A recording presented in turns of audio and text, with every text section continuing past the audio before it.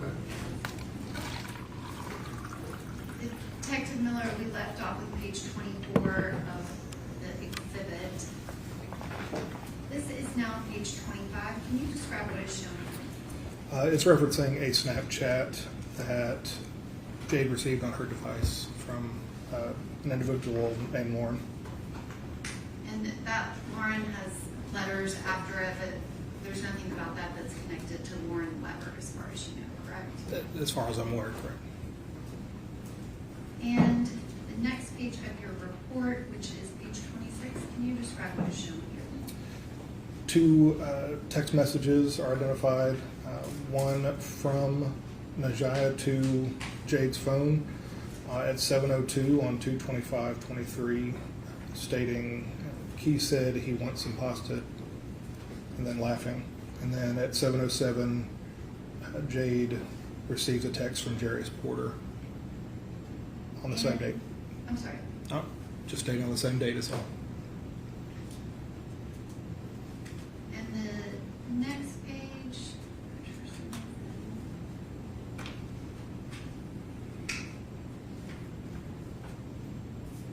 Can you describe what's shown here? At 7:13, Jade answers a call from Najaya that lasts approximately 1 minute on 2/25 at 7:13 p.m.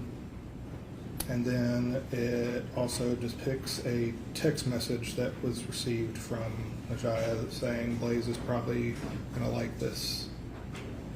Blaise is probably like this expletive on 2/25 at 7:56 p.m.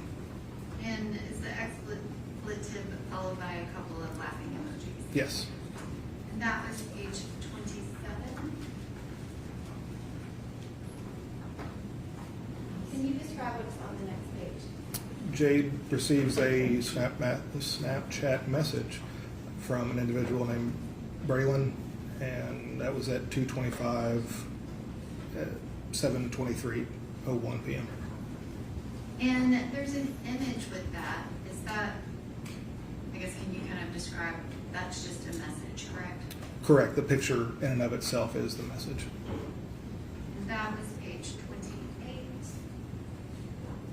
This is page 29. Can you describe what's shown here? A series of texts that were sent within a minute of each other, starting with one from Jade to Najaya saying, LOL, I'm about to make the plate at 7:24:32. Najaya responds, okay, we're close at 7:24:48. And then Najaya sending again, I just had to have it, followed by two emojis at 7:24:55. And this next page, which is page 30, is that, can you describe what that is? It's just a different way to display the exact same information, just a little bit more digestible is all. And the next page, which is 31, can you describe what's shown here? Depicts a phone call that was incoming to Jay's device from Najaya that was answered, and it lasted about 9 seconds at 7:33:58 p.m. on the 25th. And the next page, which is 32, can you describe what's shown here? Between the hours of 8:03 and 8:29 p.m., texts are traded between Najaya and Jade shortly after Najaya leaves the residence. And so there was no communication directly between Jade and Najaya from that 7:30, what our last page was, 7:33 until that 8:03. Is that correct? That's correct. And then the next page, which is 33, can you describe what's shown here? This is the series of texts again, just in a different format. And can you describe, there's kind of a gray box and a blue box. Who is the person whose messages are in blue? So, like I was referring to earlier, the messages that are extending from the left side of the screen, those are going to be the individual that Jade was communicating with. Those in blue that are extending from the right side of the screen, those are going to be Jade's statements or Jade's texts.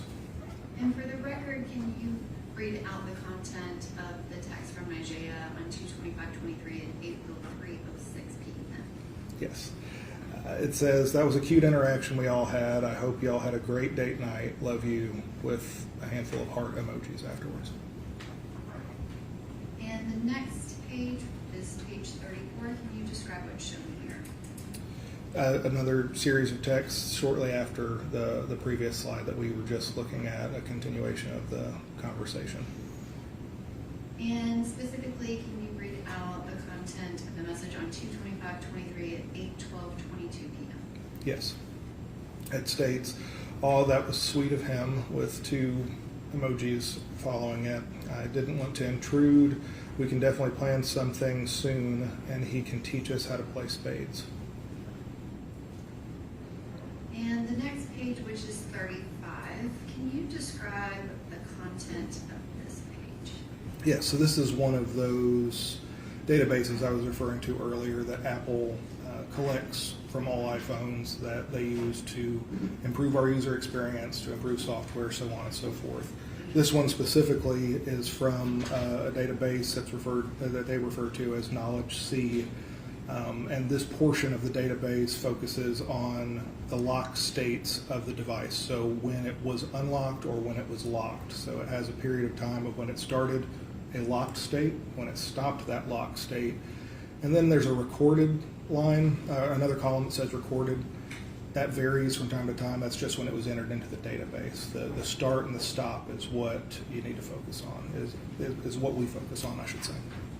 And can you read into the record the start and end date and time for the unlocked entry that is highlighted on page 35? Yes, the unlocked state started at 2:25 on 2/25/23 at 8:29:36, and it ended on 2/25/23 at 8:29:52 p.m. And the next page, which is page 36, can you describe what's shown here? Yes, this is a photograph that was taken at 8:29 p.m. This one held on to some XF data that actually has the location where the photograph was taken. Again, it was Jade's apartment. And this is of that same area that she had planned, or that had laid out dinner and some of these arts and crafts, and this is kind of a mid, in the middle of their crafting or painting that they were doing. And is there anything specific about the type of picture file? Yes, so this is a live image. Apple, along with other devices, they have live images now to where you have an option of kind of sliding through the image to focus on a singular frame in that video. A very short video that you can slide through, so if somebody was blinking or not smiling in a photograph, you can kind of pause on a different frame. That being said, there will be, with this one specifically, there will be an image and a very short 2 to 3 second video that's also titled the same as the photograph itself. They're just combined into one package. So when you take that picture, you're really just taking a short video, and it chooses a portion of that as its photograph. And this picture is file name ING_3411. Is that correct? That's correct. And this next page, which is 37, can you describe what that is? That is the video in relation to that photograph we just saw. And that kind of moving file is downloaded to the disk that goes with this recording. Yes, that's one of the 3 that was downloaded to that disk, yes. And so that will be 3411. And the next page, which is ING_3412. Yes, so this is an actual video that was taken, a video that was taken shortly after that photograph was just taken, again, of their project, or of the progress of their project that they were completing. Which I'm going to go back just a couple of screens. So you read out the unlock time is 8:29:36, and then the lock time is 8:29:52. This photo was taken at 8:29, but can you put into the record the seconds? Yeah, it's 8:29:50 p.m. And that's for 3411, and that coincides within that unlock time. Is that correct? Correct. It's within that window. page 38. We are now on page 39. Can you describe what is shown here? This is, again, from that Knowledge Seed database. So again, this is some information that Apple, that they store on the device. This is a portion that is focusing on the Pinterest application. You can see over on the far left, the activity type column. You can see com.pinterest.view search. All of these artifacts or these line items are processes that are occurring within the application of the Pinterest application. The one that's highlighted shows that it's accessing a URL very specific to a search. And if you follow the website, the URL, which looks like a traditional website, as we can all agree on, the www.pinterest, and continue on, after the search, you'll see a question mark and a Q and then an equal sign. The word motivational and then the words are actually her search terms that she searched within Pinterest. So she searched for the term motivational words and then received the results from that search and was able to scroll through them. And the next page, which is 40, can you describe what is shown here? This is just further detail of, ultimately I was explaining what was, this is again just another reference of that exact line item that we were just talking about. And the next screen, which is page 41, can you describe what's shown here?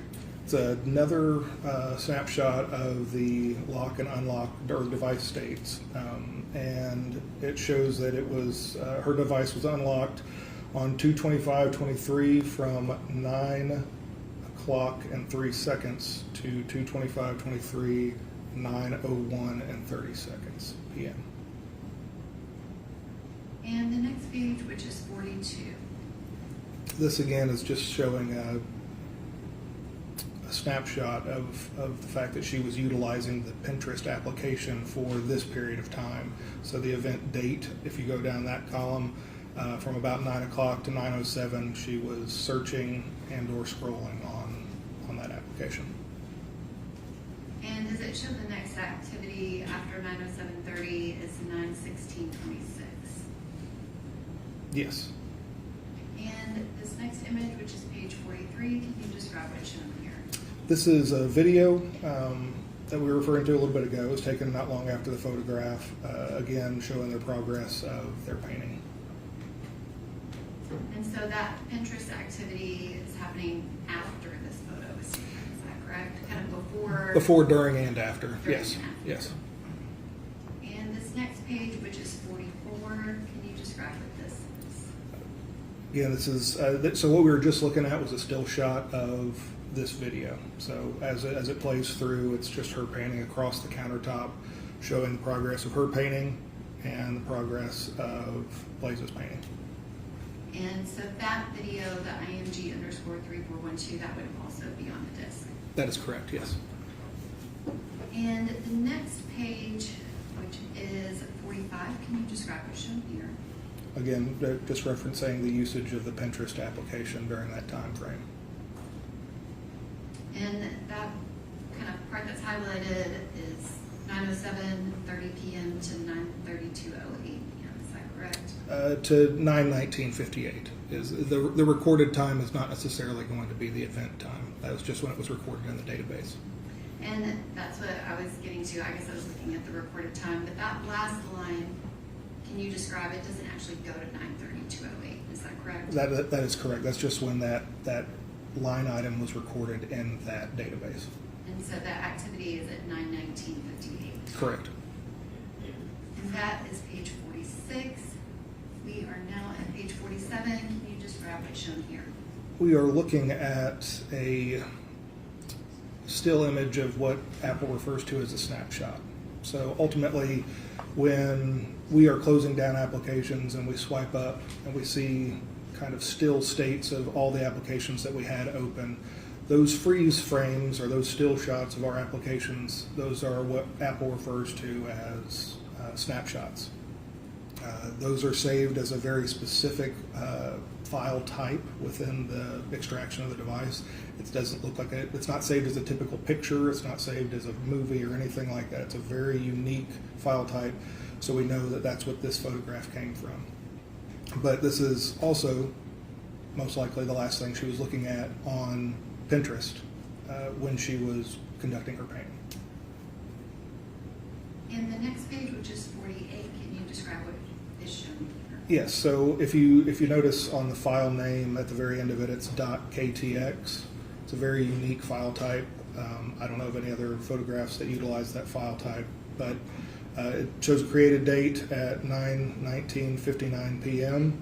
and on the date of 2/25/2023. And if you were to swipe away kind of that open page on your phone, what would happen to that KTX file? If I was to, I'm sorry, say that If again. you were to close out that open app on your phone, Okay. what happens to the KTX file? It still is stored for a period of time on the device. Is it at some point deleted? Yes, it's in a temporary folder, so it's one of those things that we all know that we open and close applications at varying rates. So it's not something that the phone wants to hold on to indefinitely because it's not really going to benefit anybody or the device or anything. So it's one of those that's an evolving database, a constant kind of a rollover. And the next page, which is 49, can you describe what was shown here? We have highlighted a window of a locked state and an unlocked state. The locked state, well, I start with the unlocked state because we're going in a descending. So on 2/25 at 9:19:49, it was unlocked until 9:20:59 p.m. and then it was locked at 9:20:59 p.m. until 9:29:06 p.m. And you just said it was locked from 9:20:59 p.m. until 9:29:06 p.m. That's correct. And the next page is 50. Can you describe what is shown here? It's a snapshot of a series of photographs that were taken with Jade's device between the times of 9:24 and 9:28 p.m. Which you have just testified that her phone was in a locked state. Can you describe how is it possible that she is taking photographs? Yes. So from a locked state, Apple devices and other mobile devices have realized that people utilize their phone as a camera just as much as they do a phone. So they make it a little bit easier for you to swipe either to the left or hold down on a little camera icon in the bottom right-hand corner. You can do this without ever entering your PIN, using your fingerprint or your Face ID to access that application. And are there 12 photographs that are taken in a series? Yes. And is the first one listed at the bottom of this page 50? The first one, yes. 341. Yeah, I'm sorry, yes. And this next page 51, can you describe what's shown here? Is that just more detail about these exact same yes. 12 photos? Yes, A it's little bit bigger so you can see the just exact time. just zoomed in a little bit more, yes. And the next page, which is 52, can you describe what's shown here? I placed a copy of the photograph and then a copy of the detailed information just to the right of it, so it kind of flow a little bit easier. So as we're looking through these slides, the photograph on the left, and then the immediate right of it is the detailed information for that photograph. So the first one being 34313.jpg was taken at 9:24:33 p.m. and it also again has the location information stored inside that photograph or in the details of that photograph that it was taken at her apartment. The following picture was, again, these will be kind of in a consecutive order as well because they were taken fairly shortly after the first one. Next one being 3414.jpg at 9:24:41 p.m. And the next page, which is 54, can you describe what's shown here? Yes, same. I apologize, it's 53. Page 53? Oh, yeah. Very first photograph at the top, ending in 3415.jpg, was taken at 9:25:17 p.m. Then 3416 was taken at 9:25:32 p.m. and then 3417 was taken at 9:25:51 p.m. And the next page, which is 54, can you describe what's shown here? Same, we were looking at the extension of that same series. So ending in 3418.jpg was taken at 9:27:02 p.m. 3419.jpg was taken at 9:27:38 p.m. and then 3420.jpg was taken at 9:27:45 p.m. And the next page, which is 55, can you describe what's shown here? 3421.jpg was taken at 9:27:54. 3421.jpg was taken at 9:27:59, and then 3423.jpg was taken at 9:28:20 on the 25th. And the next page, which is 56, does that just reiterate all of the dates and times of those photographs? Yes. And this next page is 57. Can you describe what's shown here? Yes, this is image 3424.jpg taken at 9:28:45 p.m., but then was also subsequently marked for deletion at 9:29:12 p.m. And when you say mark for deletion, what user input is required for that? Oh, you'd have to have the phone unlocked at that point. You would definitely have to have full access to the device in order to mark anything for deletion. How hard is it to mark something for deletion? It's fairly easy. And the next page, which is 58, can you describe what's shown here? At 9:29 p.m., Jade calls Nigea's phone. Nigea answers. The call lasts for 6 minutes and 9 seconds at 9:29:27 p.m. And the next page, which is 59, can you describe, is this just added kind of the time of that call? Oh, yes. And can you give the duration for that call? The duration for the call that's listed above, Mm-hmm. it was 6 minutes and 9 seconds. And this next page, which is 60, can you describe what's shown here? This is a snapshot of the call detail records that were for Blaise Taylor's device, and it indicates a 911 call on the date of the incident. And so lines 428 and 429, that's a duplicate entry. Is that something that is fairly common with 911 within carrier records? Yes. And the time being 033858, it's listed as a GMT time, is that correct? Yes. And can you describe what's the correlation to that in local time if the call was made at 9:38:58 p.m. Central Time? Yes. So ultimately, electronic devices are stored and are created with the concept of UTC or GMT time. Because we can't have a Tennessee-specific phone or a Italy-specific phone, we have to have kind of a zero starting point that all devices can adjust to, or at least adjust from, to get to your local time zone. So ultimately, that's kind of the zero starting point for the time, and if you apply our time zone during that time, which was standard time, not daylight savings time because we were in February, it's going to be -6 hours, so just Central Standard Time at that time. So if you subtract that 6 hours, it takes us right back to 9:38:58 when the 911 call was made. And this next page, which is 61, can you describe what's shown here? Yes, we have a line item highlighted for an unlocked state starting at 9:29:06 and ending at 9:35:49 p.m. on the 25th of February. And the next page, which is 62, can you describe what's shown here?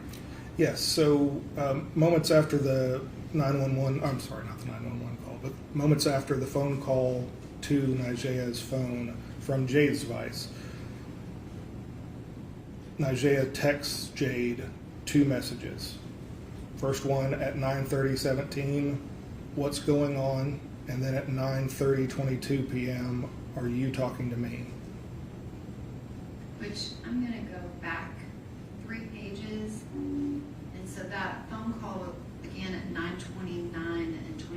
seconds, lasted for 6 minutes and 9 seconds, so it would have ended at 9:35:36. That's correct. And then going down to age 62, these two text messages are sent during that phone call. Is that correct? Correct. Not even a minute after it started. And did you read the content of the message into the record? I did. Thank you. And the next page, which is 63, can you describe what's shown here? It's a continuation of the text string that Jade and Najee shared earlier, and then another depiction of the messages that I just read. And the next page, which is 64, can you describe what's shown here? Yes. So this is just what I explained before was the unlocked state. It ended at 9:35:49 p.m. It went into a locked state at that point until the following day at 6:44 a.m. And obviously, you have some of your commentary at the top of this slide. Yes. The data is what is underneath the slide. Can you explain, like, what happens when your phone is in a locked state? What actions are still available? So your phone can still receive text messages. It can receive phone calls. You will get notifications and alerts. If you had alarms set, those would still go off. If somebody else had control of the device, they could answer incoming calls. They could maybe even see incoming text messages, but they obviously would have to have the pen to open them up. And the next page, which is 65, can you describe what the lock state date, start date and end date that's highlighted? Yes, as I just referred to, the lock state started at 9:35:49 p.m. and remained locked until 6:44 a.m. the following morning. And the next page is 66. Can you describe what's shown here? At 9:47:11, Najee calls Jade's device, and it was answered, and it lasted about 2 minutes and 12 seconds. And that was when the phone was in the locked state, correct? That is correct. It was in a locked state at that time.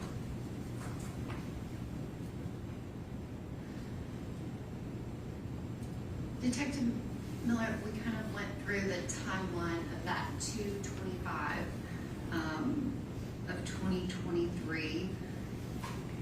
Can you describe when you're analyzing the phone, are you the lead detective on the case and doing everything yourself? Not at all. And did you work with the lead detective assigned to this case? I did. And I guess, can you kind of describe how does that work with you locating information and y'all working together? Yes, so there's a constant line of communication ultimately. Starting out, when we receive paperwork, we're going to have some initial information about when the incident occurred, what kind of incident it was, because we don't just work on homicide phones, we work on sex abuse phones, we work on robbery phones, like all different types of devices. So every investigation is going to be a little bit different. So, but we're constantly in communication with that lead detective. They had boots on the ground during the initial portion of the investigation. They know it inside and out, and I'm kind of a third party coming in, again, assisting in the investigation with the digital evidence. So I have to rely on those lead detectives anytime I'm working on a phone or on a report for a device, because I need to know a lot more information. So there's constant lines of communication.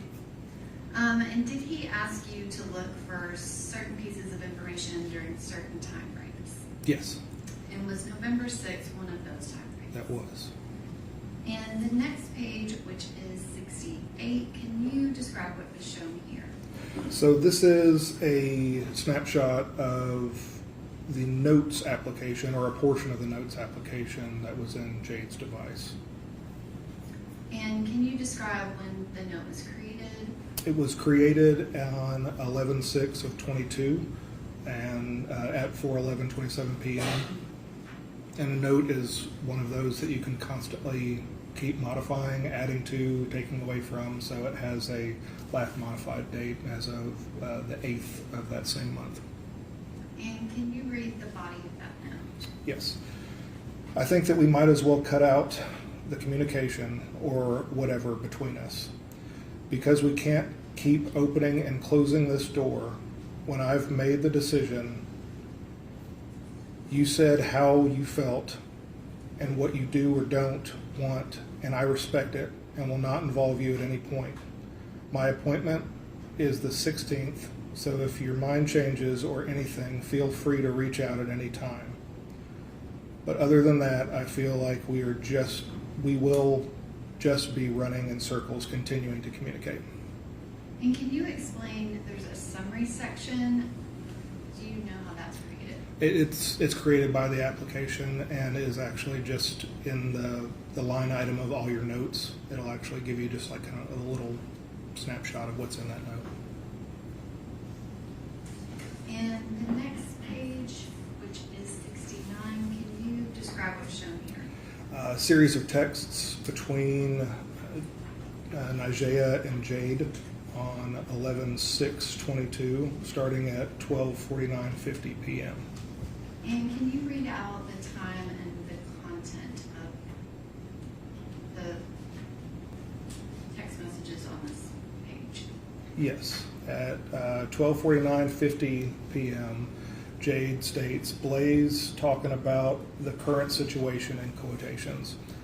And then she follows up, again, Jade to Nigea at 12:50:06 p.m. I'm going to tell him today I'm not having the abortion so he can just get it out of his head. Nigea responds at 12:51:11 p.m. like he had the opportunity to talk yesterday and didn't. Nigea then follows up with, at 12:51:18 p.m., she laughed at Jade's, she responded to Jade's text by laughing at it or doing a ha-ha quotation above the text. And then she follows up with LMAO, get it out of his head because it's a wrap, at 12:51:30 p.m. Jade then responds at 12:51:38 p.m., literally, and was being awkward, trying to have other conversations to avoid. At 12:51:46, Jade responded to the message from Nigea, emphasizing her message about it's a wrap. Then Nigea texts Jade at 12:51:53 p.m. because it's happening. Nigea follows up with, do you think my story should have a song or no?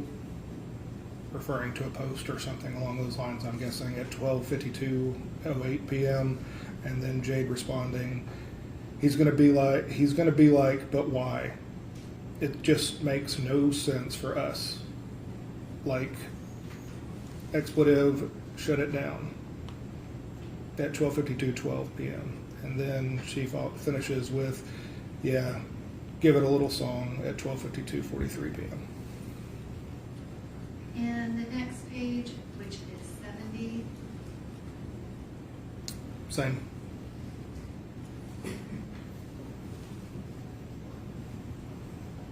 So it's more messages between them. Correct. Do you want me to follow up with reading them all? Yes. Okay. At 12:52:49 p.m., Nigea says he most def is going to be on that. Jade responds at 1:10:44 p.m. It's all good though. It is what it is. Jade then follows up with, I told my dad yesterday. That was at 1:10:48 p.m. Nigea says, oh, expletive, how'd that go? At 1:11:05. Nigea then sends a photograph with no context, and then Jade responds, it went really good, he cried. I've never seen him cry other than my grandma's sister's funeral at 1:12:14 p.m. Nigea responded, cried, question marks, and then a series of emojis at 1:12:24. And then Nigea then followed up with, stop it, Dennis, at 1:12:29 p.m. And then Jade finishes this page with, but he told me basically the same as my mom, that he would support me either way, at 1:12:43 p.m. And the next page, which is 71, can you describe what's shown here? At 1:45, 12 p.m., Jade texts Nigea, "I'm about to talk to this expletive." Nigea responds like, "WTF?" At 1:45:32 p.m., Nigea then says, "Let me know how it goes." At 1:45:36 p.m., again, Nigea sends a photograph without any context.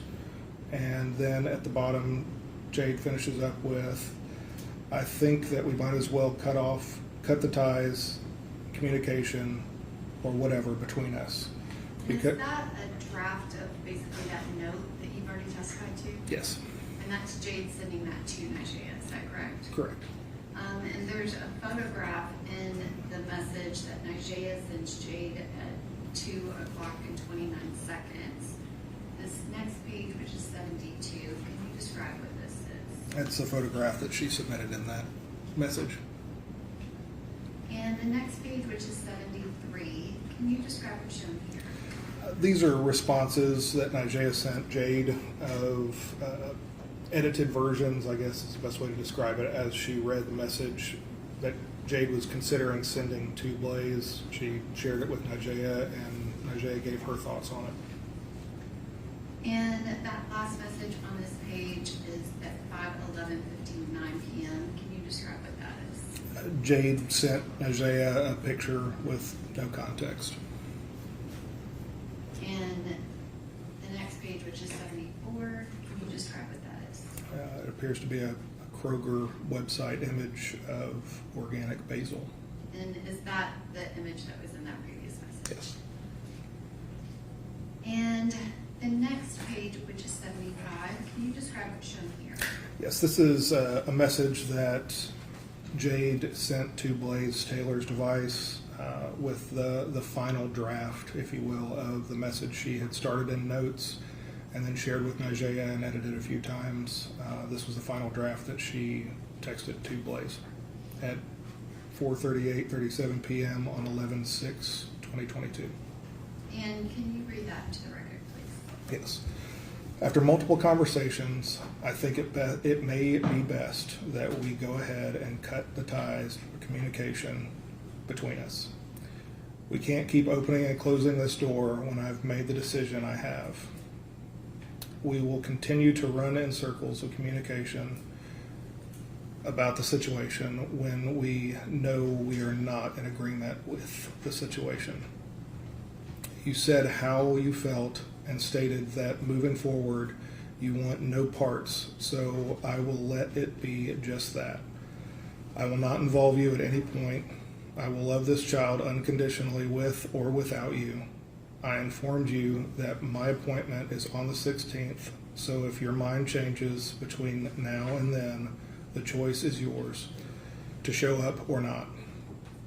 So with that being said, there's nothing left for me to say. Have a great rest of your day, Blaise. And the next page, which is 76, can you describe what's shown here? Yes, it's another view of her sending that exact same text on the 6th of November. And is that the thread between Jade Benning and Blaise Taylor? That is the thread, yes. And what is the next message that occurs after the November 6th, 2022? Almost 2 months later, on 12/31/22 at 4:26:02 p.m., Jade texts Blaise's device stating, "I'll be off in about 30 or 45 minutes. I will call you when I leave." And can you describe in Jade's iPhone, does it capture every single phone call that she makes? Not all of her phone calls. Well, it does capture all of them. Yes, inherently phones do capture all phone calls, but not. Well, yes, I'm sorry. Yes, it does capture phone calls. Is it possible that that phone call occurred through a third-party app? It is possible. Because it appears she's responding to something, but nothing happened. That is correct. Did you look for evidence of what would have occurred between Jade Benning and Blaise Taylor prior to her sending this text message? Yes, And did you find anything related to that? I did. And what was I found a message or a text string between Jade and Nigea. Jade had texted Nigea a photograph of a missed call from Blaise. She had taken a screen capture of her locked phone that she had missed a call from Blaise, so it shows that on her screen, and she texts that to Nigea. Nigea responded as though you would think she would. She was surprised because it had been a serious period of time since they talked, and then Jade seemed excited about the fact that he was calling. And can you describe what's shown here? That is 77. Yeah, it's just further detail of the slide we were just looking at, the text. And this is 78, which is kind of just talking about that time frame of November 4th, 2022 to February 25th, 2023. Did you specifically kind of look at any contact that they would have had during that time frame? Yes. And specifically, did you look at Jade's activity during that specific time frame? Yes. And do the next few slides kind of focus in on things related to her and her actual pregnancy? Yes, it does. And this next page, which is 79, can you describe what is shown here? Yes, these are a series of calendar entries that were on her device, and then just below that, a series of text confirmation that you would typically receive from like a doctor's office or something along those lines, confirming the dates and times of those appointments that were listed above, of some of the appointments that were listed above, I should say. And the next page is 80, which is kind of a zoomed in image of a portion of the previous slide. Can you Correct.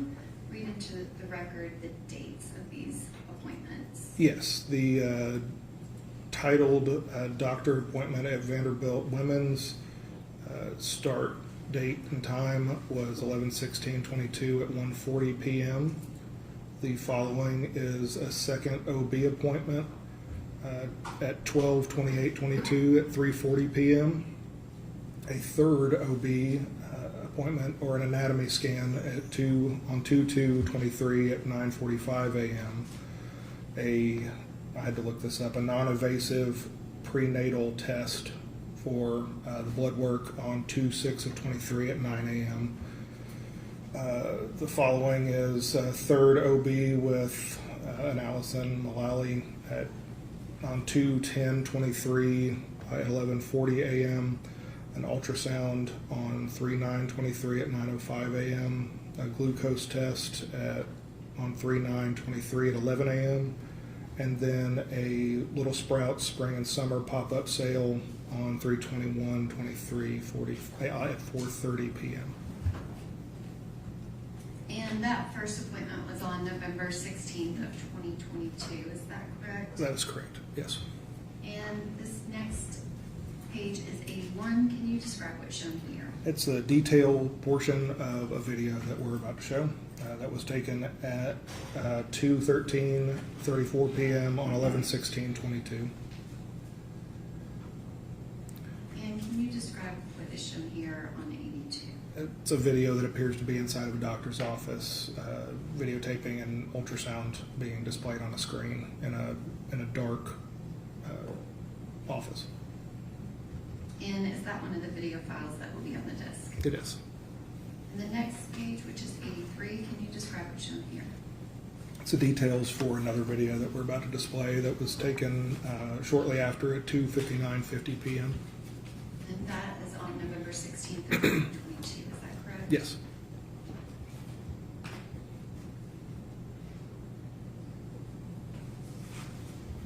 And that is a still image on page 84 of your report. Can you describe what that video is?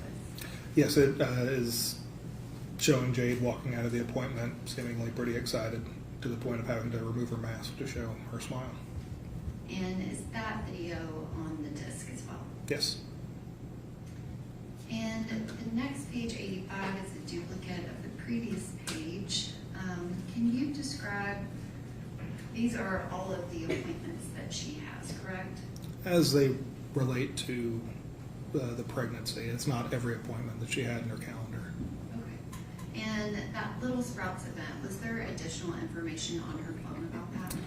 I don't recall if there Is was. it possible there were messages that related specifically to that? Yes, there were. I'm sorry. Yes. And that was scheduled to occur on March 21st, is Yeah. that right? Yes. And this next page is 86. Can you describe what's shown here? Yes, Jade had created 2 boards on her Pinterest account, one titled Baby Nursery Inspiration and the other titled Baby Shower Ideas. First one was created or started on 12/16/22 at 10:39 p.m. and the other was created or started on 1/16/23 at 8:48 p.m. And this next image kind of takes us a little bit out of sequence, but can you describe what is shown here on page 87? Yes, it's a series of texts between Jade and Blaise on 9/28/22, starting at 9:45:35 a.m. And this next page, 88, can you describe what's shown here? It's a detail. It's the details for the very first text, just kind of giving a little bit more in-depth look at the starting of the conversation. And this next page, which is 89, can you describe what's shown here? Yes, it's a continuation of the same conversation the same day, just a little bit later on at 6:52:01 p.m. Between, again, Jade and Blaise. And can you read into the record the content of that message at 6:52:01? Yes, that very first message from Jade to Blaise. I want to come stay with you again tonight. Blaise responds at 10:59:38 p.m. Yes, that's fine. So sorry, I definitely thought I'd responded, just was getting ready for bed and was like, dang, she hasn't responded back. And it was me who didn't respond with an emoji. Jade then responds at 11:04:46. LOL, it's all good. I'm finishing up at the gym. I'll come there in a minute at 11:04:46. And then follows up about 6 minutes later with on my way. Blaise responds at 11:11:16 that his door is unlocked, and about a minute later, Jade responds, loving his last text. And were you specifically asked to look to see if they had contact kind of right there at the end of September? Yes, I was. And the next page, which is 90, can you describe what's shown here? This is just a little bit more detail about the very last text that was sent in that string, just giving a little bit more information on it from the beginning to the end of the conversation. And the next page, which is 91, can you describe what's shown here? There were 4 notes located in her phone that were of a pregnancy mindset. 4 notes were started, one titled Baby Names, one titled Baby List Needs, one titled Ultrasound Appointment, and another titled Baby Shower. And the next page, which is 92, can you describe what's shown here? This is a series of line items from her inbox or her email. These are all email lists that she had signed up for that are all either parenting related, baby related, pregnancy related, of that nature. So she had 5 of them that she had actually subscribed to. And the next page, which is 93, can you describe what's shown here? It's a series of videos that I located inside of her device that were videos of an Amazon checkout, or like an in-cart before you check out, so in your basket for Amazon, 2 of those for Amazon, another one for Old Navy, and another for another child-related website, all indicating items that she had in her cart ready for purchase. And are all 4 of those videos between 2/20/2023 and 2/22/2023? That's correct, yes. The detailed portion down there at the very bottom is in correlation with the still image directly above it. Again, these are all videos, so these are just a still shot of the video.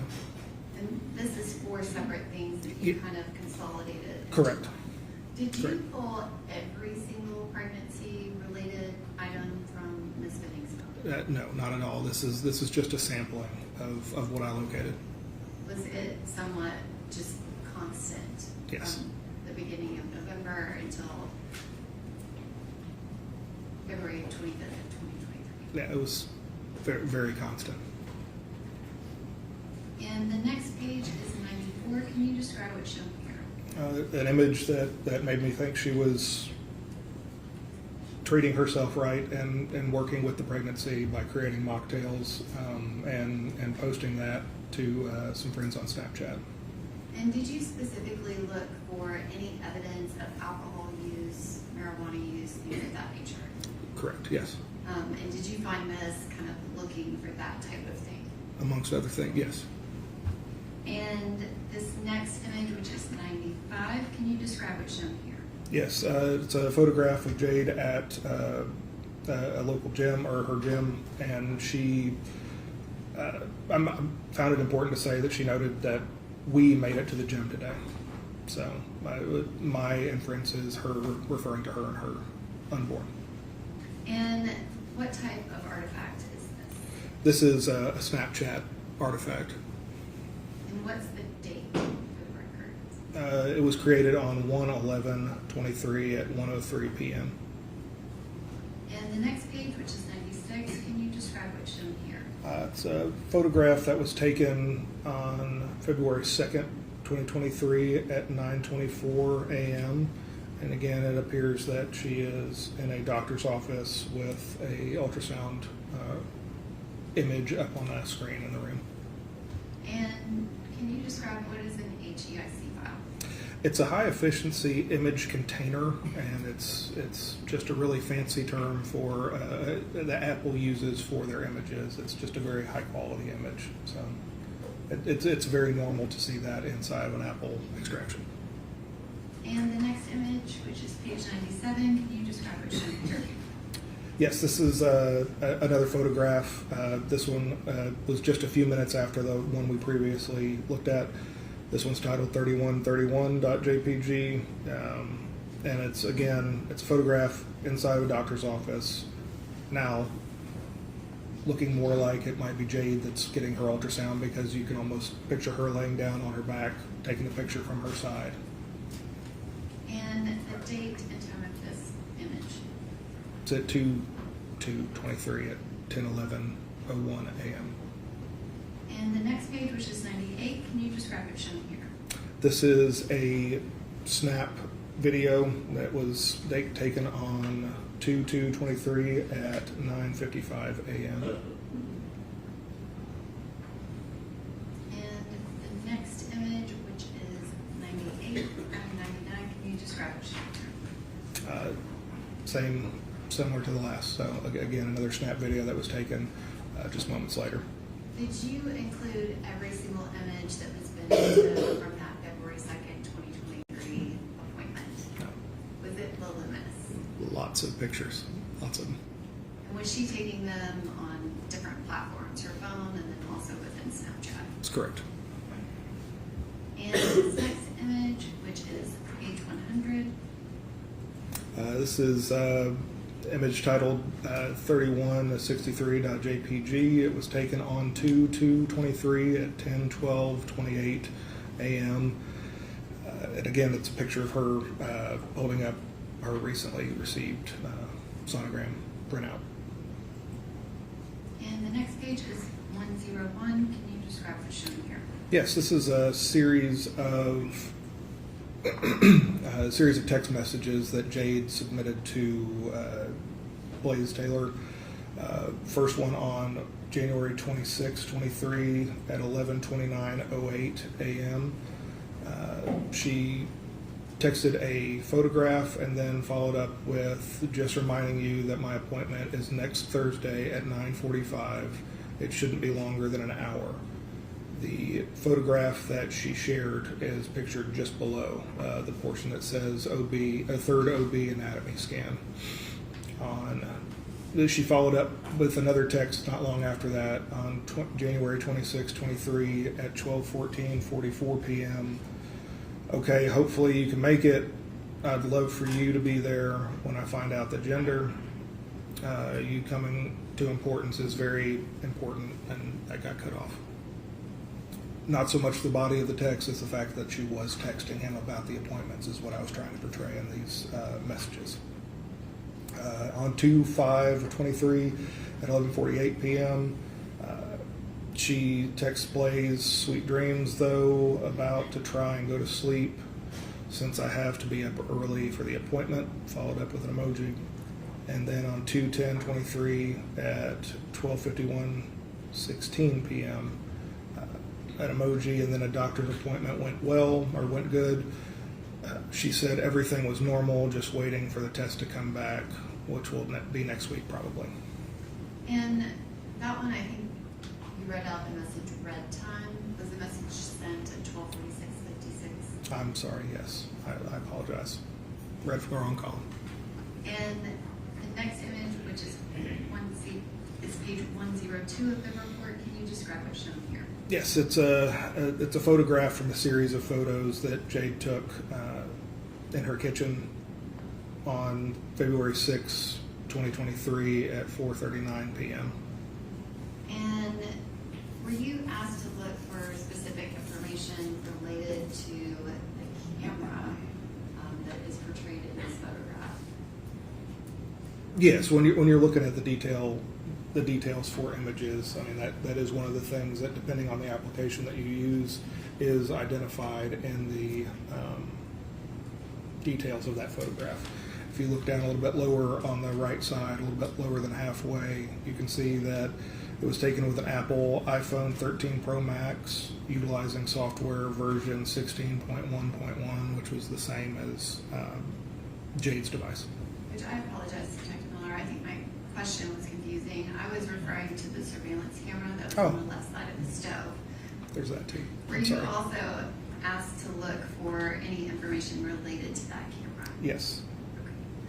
And the next image, which is 103 of your report, can you describe what's shown here?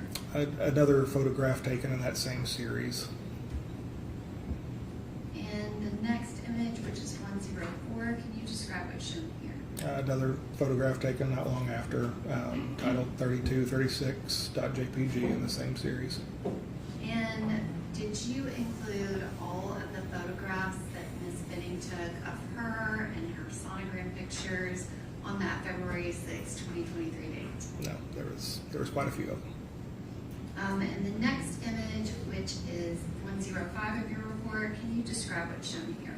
Yeah, it's a series of text messages between Jade and her mother. And can you describe the one at 6:17:03? What, I guess, does that image indicate to you? A series of photographs were sent in one singular message. And does that time frame kind of match up to when she was taking those photographs in her kitchen? It does. And the next page is 106. Can you describe what's shown here? Same. It's going to end up being a series of photographs sent in a handful of messages, all containing a series of photographs in each message. And page 107, is that another image of the 9 images that she sent her mom that day? Yes. And the next page is 108. Can you describe what's shown here? Jade texts her mother, took these today at 6:17:10 p.m. And her mother proceeded to start loving each individual picture. And the next image is 109. Can you describe what's shown here? Selfie taken on titled 3337.jpg on 2/15/23 at 1:33:20 p.m. Detective Miller, did you capture every single pregnancy progress post that Ms. Benning took that would be similar to this one? I did not. Again, this is just a sampling. Was that something that she was doing on a regular basis during those months? Yes. And the next image is page 110. Can you describe what's shown here? Yes, this is a screen capture that was taken of Jade's device when it was in a locked state She had a tendency of doing that when she was going to be texting someone else a screenshot of somebody who just called or just texted or something along those lines. But I found this one interesting to note. This is her lock screen with her sonogram in the background, and a very staged photo that meant a whole lot to her for a number of different reasons. I felt that to be important to add. And can you read the date and time of this message? Yes, it was taken on 2/23/23 at 10:35 a.m. And I misspoke. This is not a message. This is Yes. a capture. Yes. I'm gonna darken the screen out just to. Can we just take it down for a second? Detective Miller, you said that you worked with Detective Reese. When you were asked to search for things, can you describe some of the things that you were searching for? We've seen a lot of kind of the pregnancy of Jade Benning. Were you specifically asked to search for any information about Miss Benning and her pregnancy? Yes, so we, of course, this happened over a very extended period of time. This wasn't all in one day. This was over a period of weeks and months even, and over a number of different conversations. But there was many keywords that we entered into the software. There's an easy way to enter those in, and the software does a lot of the work for you and searches out and seeks out and lists all of the times that those terms are used within the device. We did that with multiple keywords based off of the nature of her passing. Once that was identified, harming yourself, harming other people trying to harm you, lots of different phrases, terms, and things of that nature. And specifically, there was a text message in there that referenced abortion. Correct. Did you find any information that Miss Benning did not want her baby in those months of January, February? I only saw indications that she wanted to keep the child and that she did not want to have an abortion. I saw that repeatedly. I saw nothing indicating that she wanted to have anything to do with abortion with this pregnancy. And is it correct that you were specifically looking for anything that could possibly indicate that? Yes. And specifically, were you looking for references to cocaine? Yes. Did you find any references to cocaine? I saw 0 references to cocaine in her device. And no references whatsoever? Like, I mean, when you're looking for references of her doing it, but did she have references to cocaine? I did not see references at all in her device for anything related to cocaine or any slang term for cocaine that we could conjure up. And did you look to see if there were other substances that she was using? Yes. And did you see activity of her using other substances prior to her learning that she was pregnant? Yes. Were there references to, in those substances, is that going to be marijuana? Yes. Can you explain what a cart is?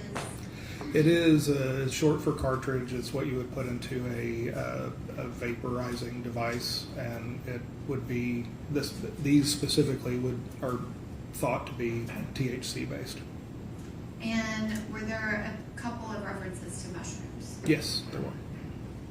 Was there any evidence and conversations that you reviewed that indicated that Ms. Benning used any drugs after she found out she was pregnant?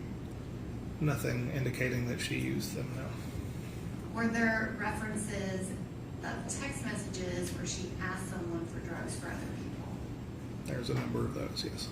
And did you kind of follow those text threads to the other messages around them to look to see if it was for somebody else? Yes, I did. And was there evidence that it in fact was? Yes, there were.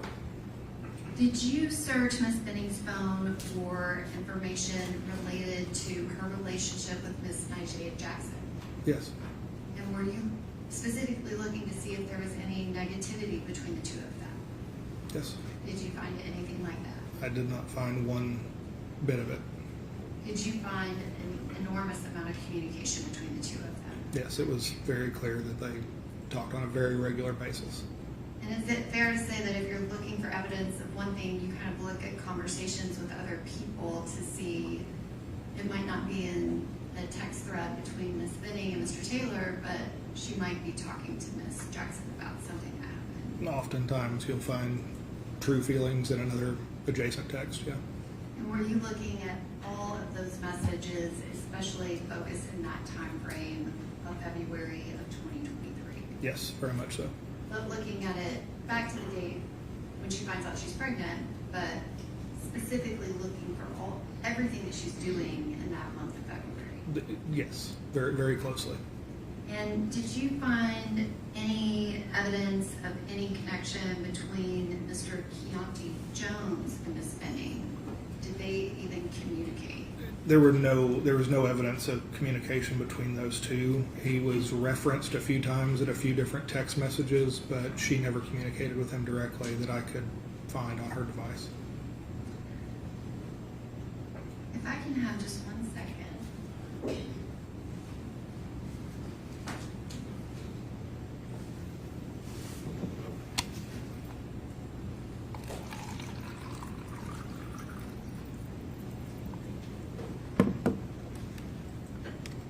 I want to switch gears a little bit, which if we can get the screen back, that would be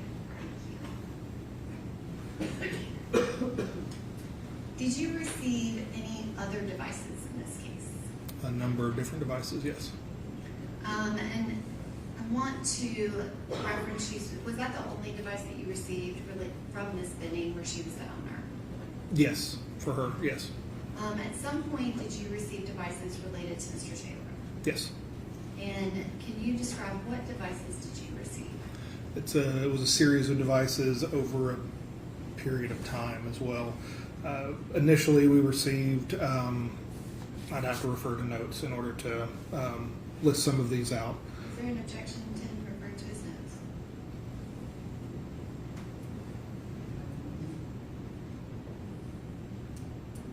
You're just wanting to list the devices?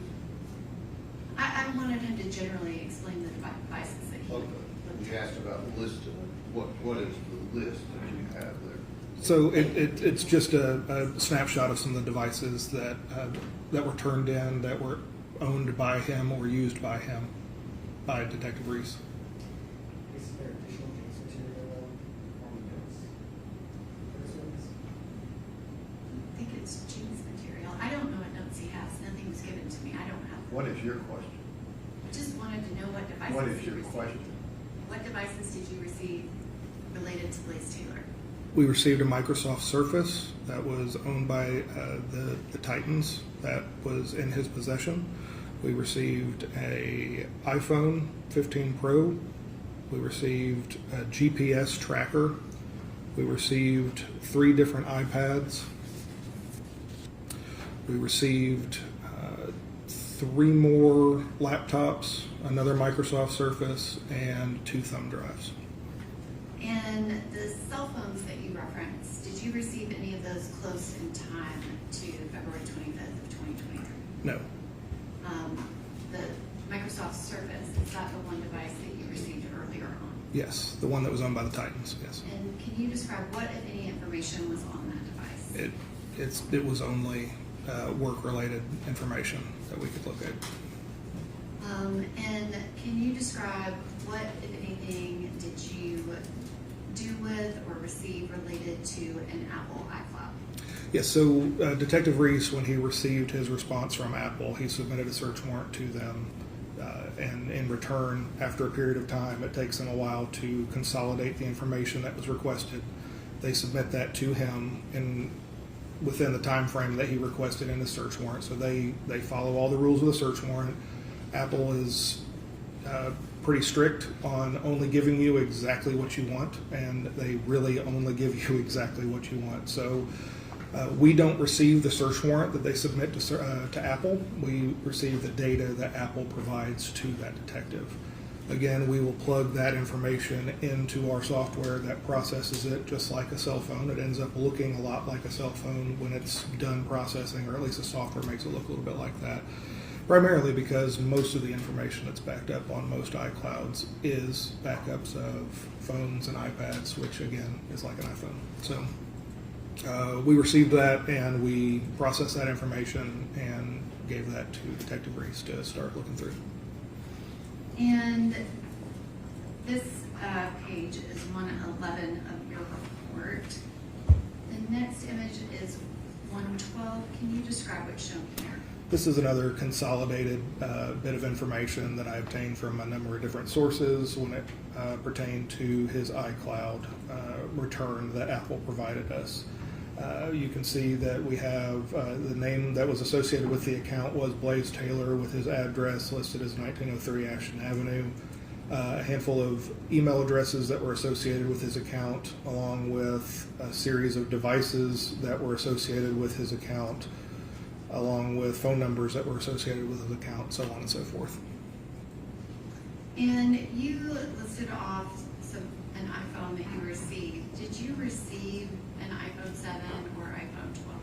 No, nor iPhone X or an Apple Watch or anything from that list. So you did not receive the actual cell phone device for any of the devices connected to the Apple Watch? Some of these iPads very well could have been those iPads that were listed in that line item, but no phones that were related to this iCloud. Did you receive any devices that had activity related to this time frame of November 2022 to February of 2023? No physical devices. And the next page, which is 113, can you describe what's shown here? This is kind of a cover page, if you will, that Apple sends with their return data. Basically just saying who the account is associated with, name, phone number, address, email address, so on and so forth. And does it list a time period? That the time period, it says 1/1 of 23 to 7/4 of 23. And is it correct that Apple sent data that they associated with that time period? That's correct. Again, I didn't see the search warrant, but the assumption is that's the search warrant that, the time frame within the search warrant that Detective Reese submitted to Apple, which is why they would have listed that there. And do those generally include language related to backups? Yes. And the next page is 114. Can you describe what's shown here? Yes, this is a series of entries into the Apple Wallet, and it could have been on any number of devices that were backed up on his cloud, but ultimately these were just ways to further identify the information found in this cloud as associated with Blaise Taylor. Similar to what I was doing with Jade's phone, I do the same thing with clouds, again, trying my best to identify who the owner or user of that data was. And did you ultimately give that data to Detective Reese? Yes, Was it somewhat voluminous? very, very. And Over 5 million messages. is Detective Reese a little bit more familiar with kind of the contents of that iCloud return? Yes. Did you assist him with any questions that he had and kind of looking at some of that data to connect it to Ms. Benning's data? Yes. And you said that you did not receive any of those cell phones. None of those that were listed in his account information from Apple. Okay. The next kind of topic I want to get to is the blink camera that I pointed out in one of the photographs. This is page 115. Did you look to see if Ms. Benning's iPhone had any evidence of footage from that blink camera? Yes. And the next image is page 116 of the report. Can you describe what's shown here? Yes. When the term blink was just entered into the search feature of the software, you can see that there's some recorded dates and times for activity with the device. Interestingly, a note to note, I should say, is that the device was showing offline starting on 2/22/23 at 8:37 a.m. And continued to show offline as the app reached out to the camera trying to access it. During that attempted communication, via the internet with the device, it continuously showed offline. And what's the next date after the 2/22/23 where there was anything in this Bennings iPhone related to that camera? The next date is 2/26/23 at 7:08 p.m. And that's indicating that motion was detected with that camera. And the next page, which is 117, can you describe what's shown here? Again, it's further detail into the motion that was detected on 2/26/23 at 7:11:31 p.m. And the next page is 118. Can you describe what's shown here? This is a still shot of the view of that camera inside of the kitchen, kind of looking over the stove there. It was created on 2/22/23 at 2:48:40 p.m. And this image is on her phone, correct? It is. It's stored within the database of the Blink app. It's a cached image, so it's most likely an image that would appear representing the view of the camera, not necessarily the current view of the camera. Did you look for any and all footage related to this camera? Yes. And are these the only things that existed as an artifact on her phone? There was a snapshot of the application being open, of the Blink application being open at one point when we downloaded her phone. That snapshot still existed there, but that's also very expected as well. But between these and that, that's all we could find in relation to Blink. Which the next page was us getting to the snapshot for an actual image on the phone that Yes. wasn't that Correct. type of snapshot. Correct. I'm sorry. Yes. This was the only thing that was there. Yes. And the next page is 119. Can you describe what's shown here? This is the snapshot I was just referring to. So just that image that Apple stores for applications that are currently open, kind of just that snapshot that I was referring to earlier. And can you read the created date and time here? 2/26/23 at 9:37:01 p.m. Okay. And do you know anything about kind of when this image was captured as compared to when that KTX file was made? When this image, this is the KTX image, Right. correct? The KTX image, can you describe how reliable is that created date and time and access date and time? So that's actually going to be a very reliable image, or date and time for that image, for that application state. And can you explain the next page, which is 120? So this is going to be the phone, the native phone application on the phone for an Apple device, specifically highlighted on the recent phone calls portion. Again, it's a KTX, so it's a snapshot of that phone application being open. And so if someone had Ms. Benning's phone and they had the passcode and they swiped away a page, is that what would have caused that KTX file to be deleted? The KTX file, that part gets deleted later on when it's actually live is when the KTX file is created, when it's actually open on the phone. But when it's swiped away, it isn't automatically immediately deleted. It's just stored away for a period. But these images are just those pages Yes. being open on the phone. Correct. These were just applications that were actively open on the device at the time of extraction.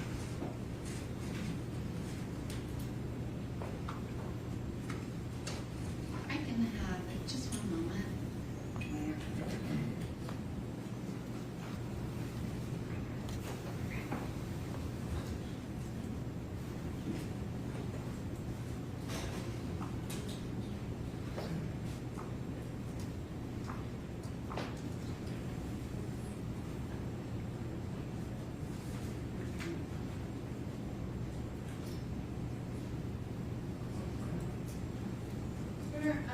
The parties are going to agree to put this copy of the exhibit into evidence, so if we can have this as well as the disc, I want That copy of the that. record to be accurate. Thank you. 29. Need the package. I think that one's edited. Okay.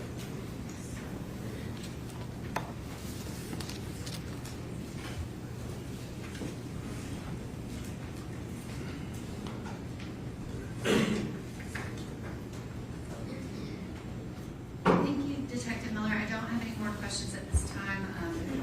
That you might end up being recalled. Okay.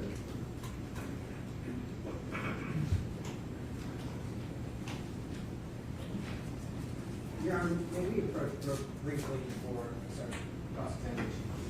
Sure.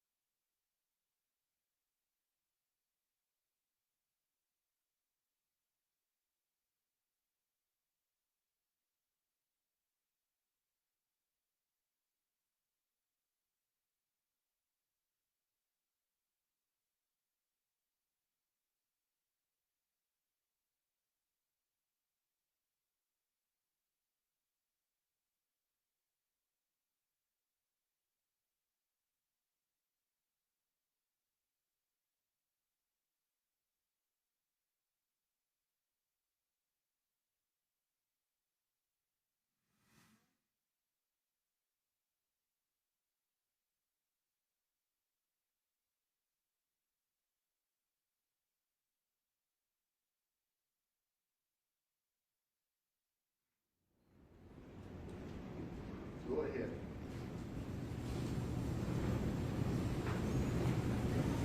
Thank you, Your Honor. Can I see exhibit 29?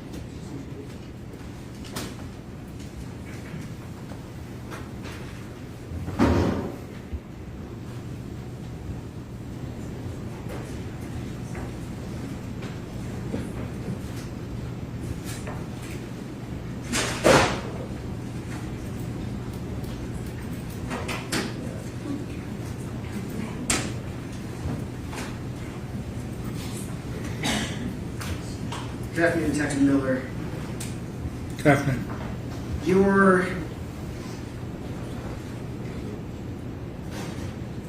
It's fair to say, and I think probably won't be a shock to this jury, that there's an absolutely tremendous amount of information on a cellular phone, right? Yes.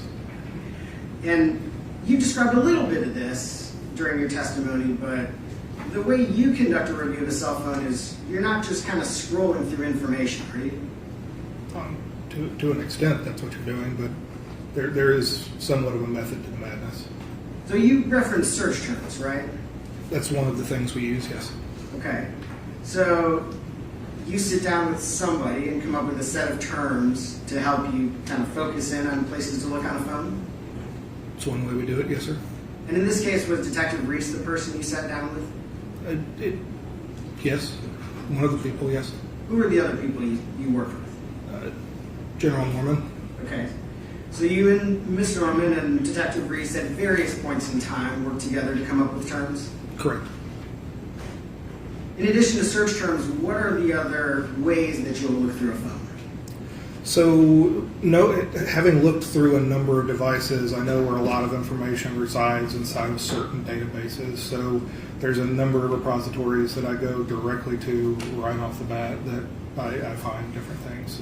Again, it's hard to say exactly in this order. It's hard to say it's the same for every single crime because not all of them are going to be the same. So, all investigations are different. So, I would have to say that the ways that I search through phones and analyze the evidence that we have extracted is going to be different every single time as well. So one way might be, you know, a date like February 25th, 2023. That's an important date, right? Yes. And you can create a timeline of everything that happened on that date. That is one way you can do it, yes. And that'll show you locations, right? Hmm? It'll show you all the communications, right? Yes. It'll show you some of this very, very technical, like every time the phone is locked and unlocked kind of data. Yes. Probably stuff none of us even know is going on with our phone. Most things we don't know that's going on our phone is most of the information that's being displayed there, yeah. Sure, but that's a pretty directed, I know a date and I've got to look at that date kind of investigation. That is correct. Generally, you're not going to like open up messages and look through thousands and thousands or even hundreds of thousands of messages. Well, I mean, there's times for things of that nature, but I mean, obviously we know that looking through hundreds of thousands of messages is not a viable option. It's not as easy as it sounds. So just for example, and we'll maybe talk more about this later, but when you were searching for evidence of drug use, yes. did you just open up Jay's messages and start scrolling through messages until you found evidence of drug use? Well, first steps were key terms, in that sense, yes. Okay, so you did search terms, right? Correct. And what popped up that might have led you to look around those messages? Absolutely. Okay. Or identified individuals that we would have looked more at, or conversation threads. Yeah, sure. And in order to define in order to define those key terms, you had to know something about the case, right? Of course.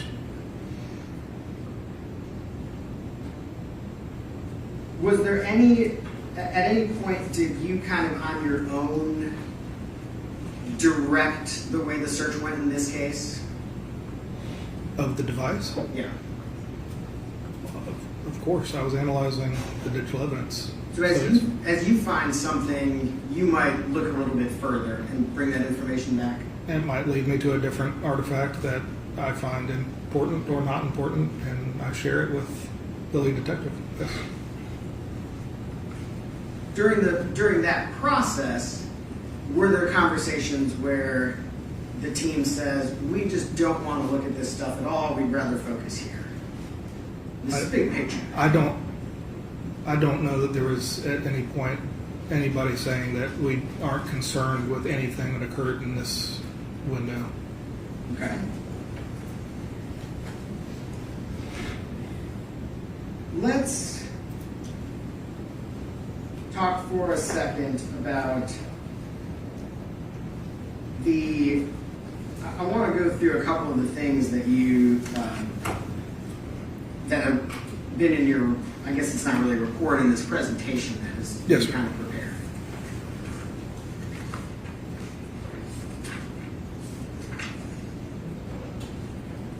The timeline that you did for February 25th, 2023, that was an important date, right? Yes. And so did you, during the course of your investigation, review kind of every single thing that happened on February 25th, 2023? Most things. Most things. Yes. Were there some things that you specifically did not look at? Yes, as it relates to some of the processes that applications are completing underneath the hood that have zero to do with the input or use of the device that the owner or user of the device would have had anything to do with.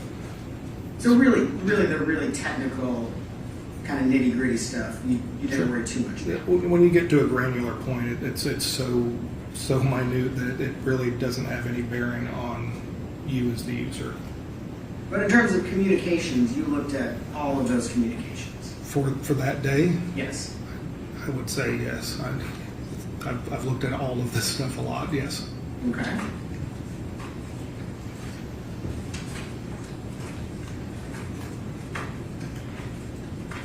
And I apologize, I'm going to just have to flip right to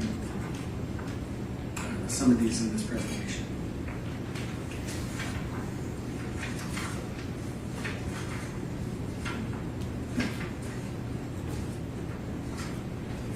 Do my best not to get these out of order.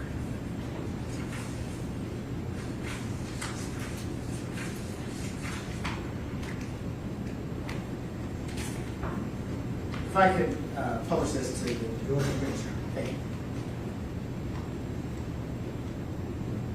At 6:43, there's a text message from, actually I think it's a text message, received from, the name is Porter Jarris. Is that right? That's how it's stored in her device. Yes. That's how it's stored in her phone. I think you refer to him as Mr. Porter or Jarris Porter. I said Porter Jarius or Jarius Porter, one of the two. I noticed that you put those text messages in there several times throughout this timeline. During that evening. As texts appear, I was placing them in there. Yes. Was that a name that you had noted at other times during your review of Miss Weber's phone? I didn't analyze Miss Weber's phone. I'm sorry, Miss Benning's phone. Okay. Can you repeat the question? Was that a name that you had noted at other times in analyzing Miss Benning's phone? Objection, Your Honor, to the relevance.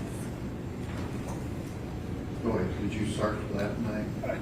I did search that name. Yeah, on that date. Yes. Just on that date? I'm sure I looked for it and saw it in other times throughout this extraction. Did you note a significant number of communications between Miss Benning and Jarris or Jarris Porter? I don't recall ever identifying a number of messages between them. Well, I wanted to ask about some of these messages that we have. It was slightly less than 20 minutes after she receives a text from Mr. Taylor, she talks to Mr. Jarris, right? No, she received a text from him. Receives a text. And are there additional communications that you noted throughout the evening from Mr. Jarris? I believe there's a few more, yes.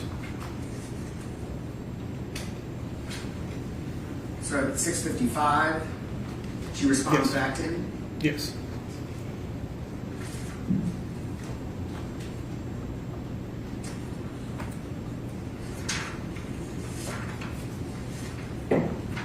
At 7:07, there's an additional text message?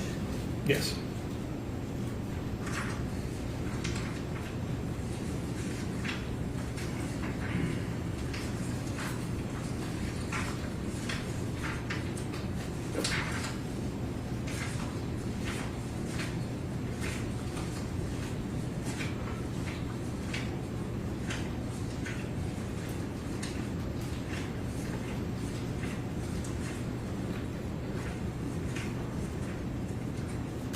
Were there any additional messages that you noted or were able to identify from Mr. Jarris after Miss Benning was in the hospital?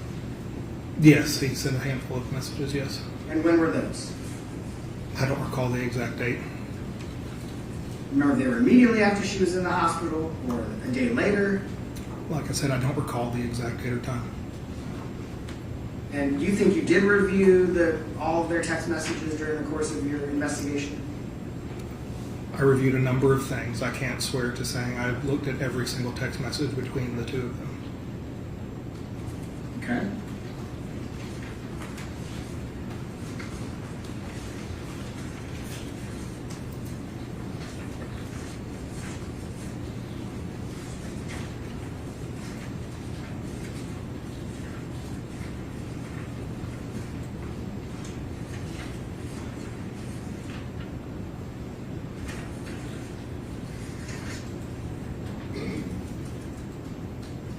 this text, or this Snapchat message, I know you indicated Snapchat is a little harder to track down.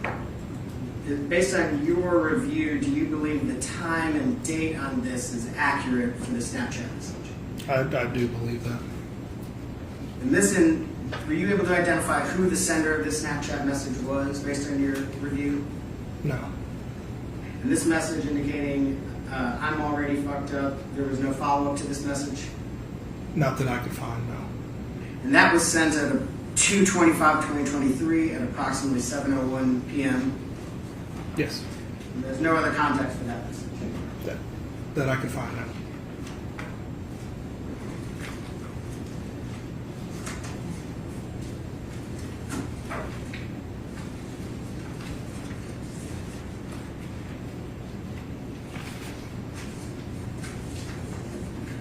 Just hitting a couple things I noted.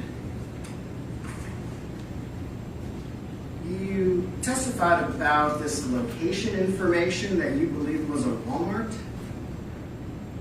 Yes. and that's because it says Walmart on that map. And I'm familiar with that exact address and location. Like you've been there, or you had to Google it, or It's something. like I was a patrol officer in that zone. Okay, so you have personal familiarity. You've been there before. Yes. This location information, does it provide or is stored how long Miss Benning's phone was at that location? This is a parked car location, so it's not a time frame. It's just stating that the car was parked at that location. Okay, so it just is like marking that the car was there. So there's no indication of whether it was there for 30 seconds or there for 20 minutes, anything like that? Not based on this artifact alone, no. And you didn't find in the phone any sort of receipts or messages relating to going to Walmart? Nope. We don't have any information from this phone as to why she would have gone to Walmart? Not from this device, no. And from this device, we don't even know if she actually went into Walmart, do we? That is correct. I do not.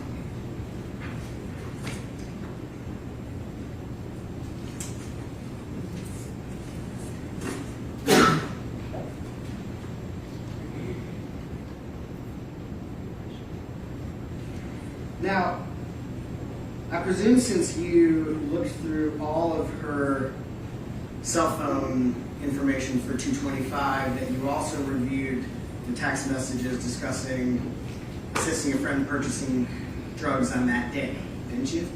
Earlier in the day, yes. Yes. And who were those messages with? I don't recall offhand exactly who they were between. If I were to pass you a set of messages, would it help to refresh your recollection? It very well could.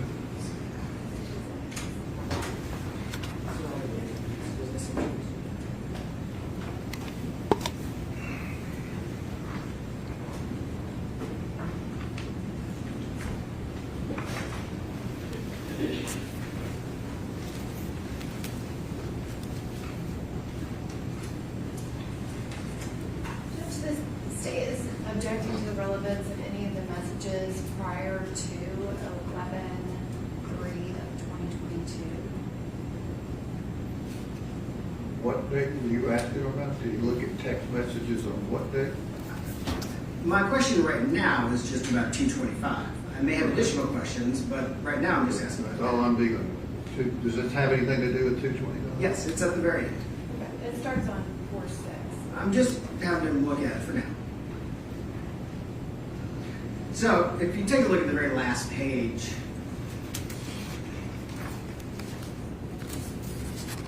I think it's the last or second to last page. Yes. Do you recognize those messages? I do. And what are those messages? Text messages between Jade and a contact that she has stored in her phone titled Danny, and in parentheses, weed. And those are messages that you reviewed in the course of your investigation of this phone? I reviewed a number of these messages, yes. These specific messages between her and Danny Weed? Yes. And there's other messages as well outside of this? Yes. What are the nature of the messages? Well, let's just talk about the 225 messages right now. What were the nature of the messages on 225? attempting to obtain some items for a friend. And what is she asking for? Specifically on 225. Hey, my coworker wants to get a half from you. Okay. And so that's the day of this incident, right? Yes. And there's no specific follow-up in those messages, right? Other than Danny texting back saying, I'll get back with you when I get back, or I got you when I get back. I got you. Right? Yeah. So that was, I mean, that's all the way up to the day that she was meeting with Mr. Taylor, right? Correct. And there were, as you noted, a significant number of those kind of communications, right? There was a few, with large gaps in between them as well. Okay. What's a few? A few conversations. Yeah. I don't want to put a number on it. I can't say for sure, but I do know that in this text string, they would have 3 or 4 messages and then go 2 or 3 weeks, sometimes a month, sometimes 2 months, and then 2 or 3 messages. It was a sporadic text string. But she was at least somewhat consistently obtaining or helping friends obtain drugs. Is that fair? Depends on your definition of consistently, but More than once or twice during the time frame that you reviewed the phone. yes, Is that fair? yes, Maybe more than 5 times? maybe. Maybe more than 10? I can't say.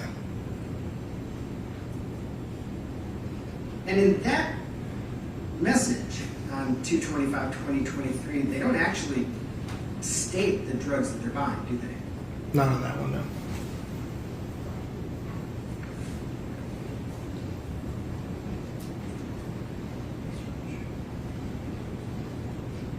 Let's talk for a second about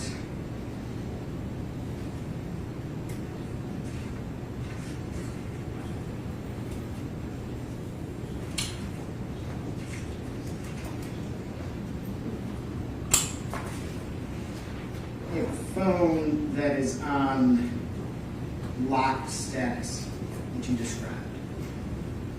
When a phone's on locked status, can you open it without the PIN? It depends on what you mean by open it. But you can make a phone call, right? Like if someone calls you, can you answer the phone? Yes, somebody could answer a phone that is locked. And you can open the camera function and take a picture, right? For the lock screen? That is correct. But could you open it up and manipulate the phone otherwise? Not without the pen, though. You would need the PIN. So you noted that, to the right page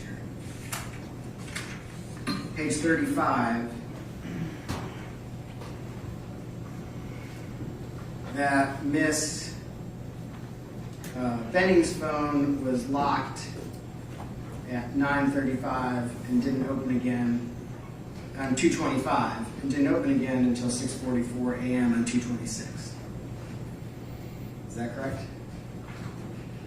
I know it's not the highlighted one, but it's Okay, that's what I wanted to make sure we were Yeah, on I the think same there's- page. Is all. Well, not literally, but figuratively. There's We're on the another same page, but instead of me flipping through a bunch of pages, I'm just going to use this one. Fair enough. Fair enough.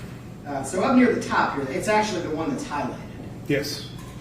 So on 2:25, it says it's locked at 9:35 and does on 2:25 and doesn't open again until 6:44 at 2:26. That's correct. So other than answering a phone call and potentially taking a photograph, that suggests that the phone was not opened or manipulated in any way. That does suggest that. Correct.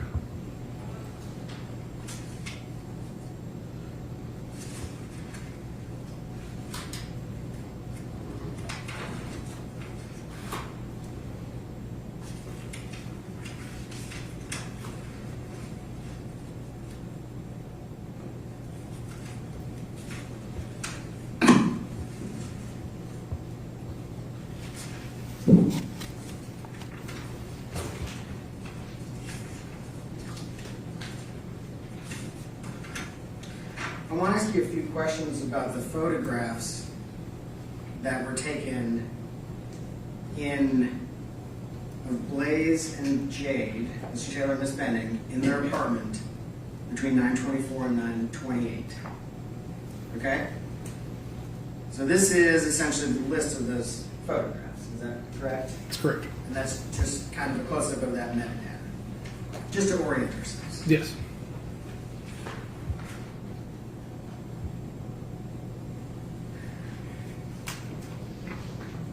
Sorry, I don't have the great digital versions of these, but all of these photos were taken in about 4 minutes. Is that right? In a short period of time, yes. Does it? So if we go back to this, if the first photograph was taken at 9:24 and the last photograph was taken at 9:28, it's at about 4 minutes. So it's about that, yes. Okay. So that's the first two, and these were all. None of these were deleted, right? These were all still on the phone. That correct. Just make sure I got it. These were still on the phone. Yes. These were still on the phone. Yes.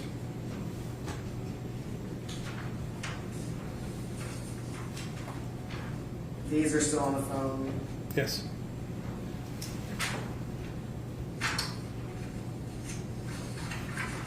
This is the only one that you've indicated was found in deleted photos.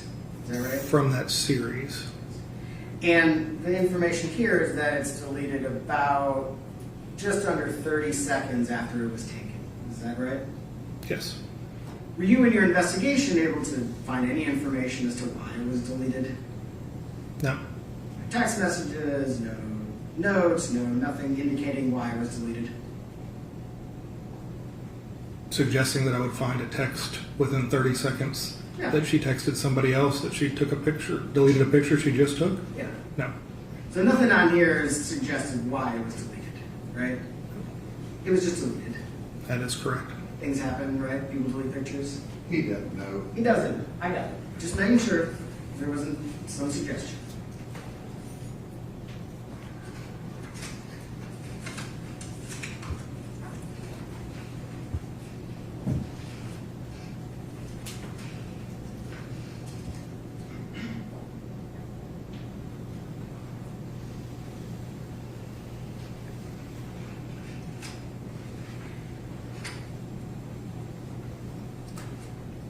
Hang on one second. I want to ask you a couple questions about the blink.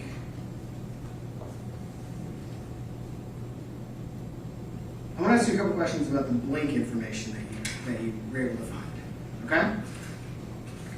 The first thing, while I'm sort of pulling these up, is this was a new concept to me before this case. I'm sure you are much more familiar with it, and I know you kind of explained it, but it was a little quick. A KTX file is a special kind of file is it just an Apple phone or any phone? Well, a KTX file specifically on an Apple phone, as far as I am aware. It could be in other devices. It is a file type. It could be in a number of different devices out there in the world. I can't speak to that, but I know that it's a unique file type that is identifiable with snapshots found within iPhones. And it's not a screenshot, right? That's a different thing. That is completely different, yes. Is it the kind of thing, and tell me if I'm explaining this wrong, where you like swipe up your phone and you see a bunch of windows hovering there? Those little windows are the KTX files? That is correct. Okay. So those are the temporary files, kind of what we're talking about. Yes. In order to create a KTX file, does someone have to be using the phone? I can't speak to that specifically. Do you know if a KTX file can be created when it is in locked status? I can't, like I said, I can't speak to that. Well, help me understand, from your knowledge, how is a KTX file created? It is created when a snapshot, when Apple decides a snapshot needs to be created of that application. We could work under the assumption, again, I can't speak to all of the in and outs of what Apple does in their software, how, when, and why they do it. Okay, they're a chef and they don't want to share their recipes to all of their specialties, right? So they don't share all their information with us. So I can't speak to exactly when it was created or when it's removed, but I know that it is created and it identifies an application that is open in the background of your device. Based on your, and I appreciate that. Based on your understanding, though, is it likely created when someone is using the phone in that manner? Like they're swiping up or doing something else that requires the creation of that temporary file? Likely, but I can't say that it is. So, I mean, I can't say that for sure. So let's say, for instance,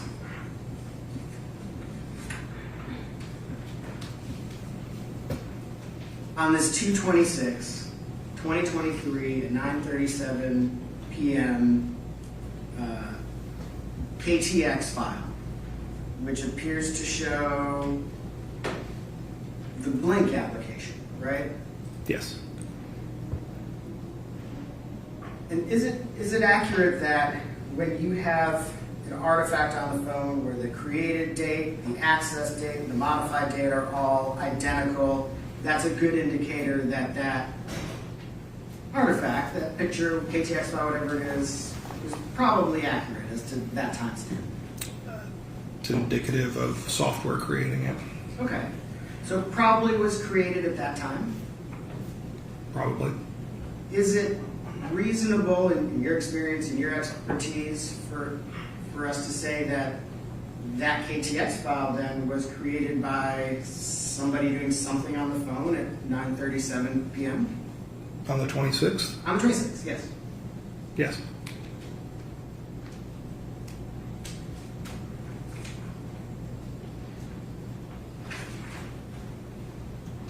Now we have another KTX file. I did these probably backwards, but this is 9:27 and 39 seconds p.m. on 2/26. Yes, And the creation date, the access date, the modified date, they're all identical, right? that's correct. And this is another KTX file of kind of the call log, right? The recents in the telephone app, yes. So again, since that's a KTX file, that's like maybe from swiping up, looking at the phone, probably how that's created. Is that fair? Yes. So this is a good indicator of somebody accessing the phone somehow at that time. Yes. And just for reference, that's page 120. The one I looked at before is page 119.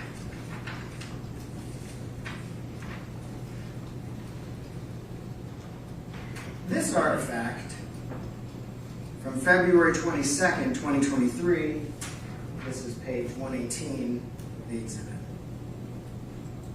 This is not a KTX file, right? No.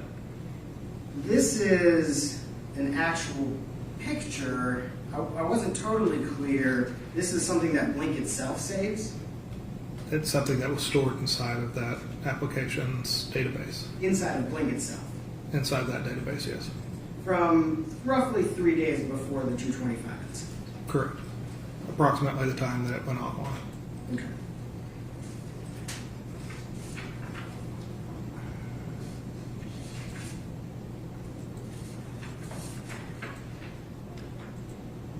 This page 116 is a listing of the Blink sort of activity. Is that a fair way to describe it? That's a good way to describe it, yes. Okay. So we have on 222 a number of entries where it says it's offline. Is that right? That's correct. And then for some reason there's nothing between 222 and 226. That's correct. Do you have any idea why, or any indication based on the information you were able to obtain as to why there is no information between 222 and 226? Most likely notifications were turned off or something along those lines with the application. So these, the number, mini is offline. Those are likely notifications. That's so similar to the social media apps that I was referring to before. Many software companies require a subscription. This data is not stored on the device itself, it's stored on servers. I believe, I can't swear to it, but I believe Blink is in that category that you can't store information or data on the Blink cameras themselves. So you would actually have to be connected to the internet to reach out and find those things and or serve a search warrant to Blink's company and obtain any kind of information or data that they have stored on that account. So I believe this is the device reaching out and attempting to see if there was any motion or activity or anything like that, but when it tried, it showed that it was offline. So, do notifications on a phone, are you able to see those in any sort of specific way? Yes. Do you know Blink's notifications, did they come up like this? Did they look like this? I can't speak to that specifically. So that's kind of your best assessment, is that this is probably a notification? This is probably something the software noted. I can't say specifically that it was a notification that the device received a blurb that popped up on a window specific to Blink saying that your device is offline. I can't say that specifically based off of this screenshot. So you don't know why there's that gap in there. You don't know for sure that it's because notifications were turned off. That's why I said it could be that. Okay. It could be a number of different things. Do you have any idea why there is not an indication that the device is online again before we have a 226 indication that motion is detected? Again, no, I can't speak to that. But like we have on here, it's all of a sudden motion is detected, and we have several entries like that on Yes. 226. Correct. But no real explanation for that. No. Not based on the data found in the phone.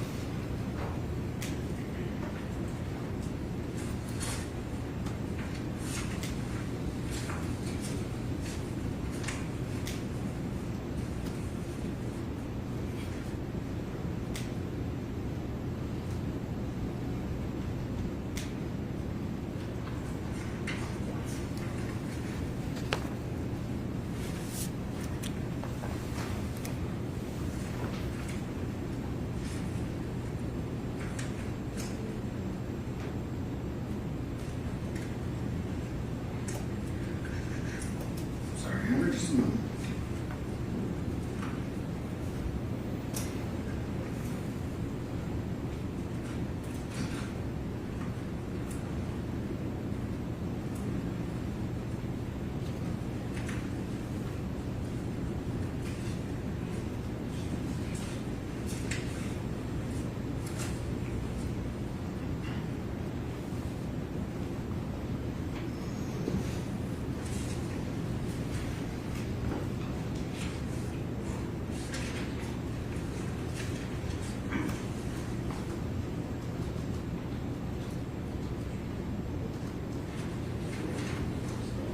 The picture, instead of me flipping over through all these pages, the picture you indicated that you found of Miss Benning having a mocktail, Yes. was that something you just happened to stumble upon, or did you find that on during a specific search? I did not search the term mocktail, so Were you doing any kind of specific search for Miss Benning with alcoholic beverages or anything that looked like alcoholic beverages? we did have alcohol or some variants of alcohol, I think, in our search terms, yes. Did you note or did you find the video that she sent to someone named Dez of her in a club holding a beverage? I can't recall that specifically, no. You don't recall that video? No. Would have been around November 20th? I can't say if I don't recall it. Just wanted to sort of orient. Okay.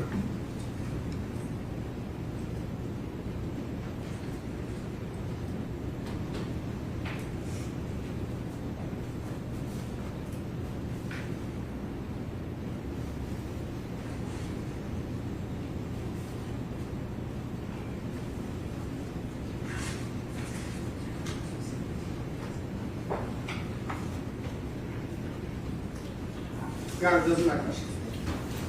Any redirect? Yeah, you can do that.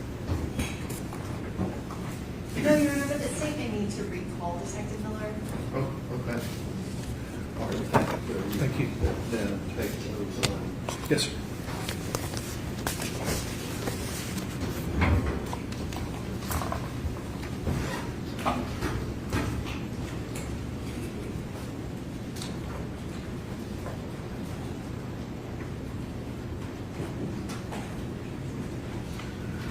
All right, ladies and gentlemen, the jury, rather than getting into the next witness, which may be the medical examiner, we're going to recess for the day instead of splitting up the testimony from that witness. Remember what I said about not discussing the case, forming any opinion about it, looking things up, viewing media, anything like that. Leave your notes up here. That room will be locked. Tomorrow, if you report like you did this morning downstairs, 8:45, 8:50, we'll get you here. When you're all here as a group, we'll bring you up and resume the trial. You can step down the hallway with the court clock.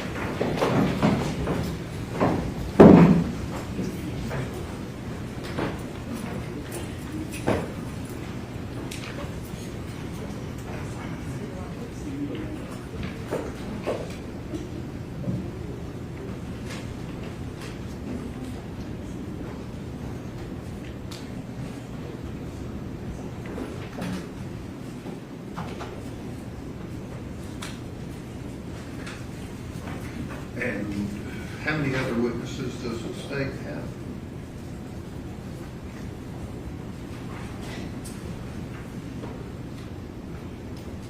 Dr. Carney? Yes, I think we have, I think technically we have 10, but we might not have to call all of them. But maximum, I feel like 10.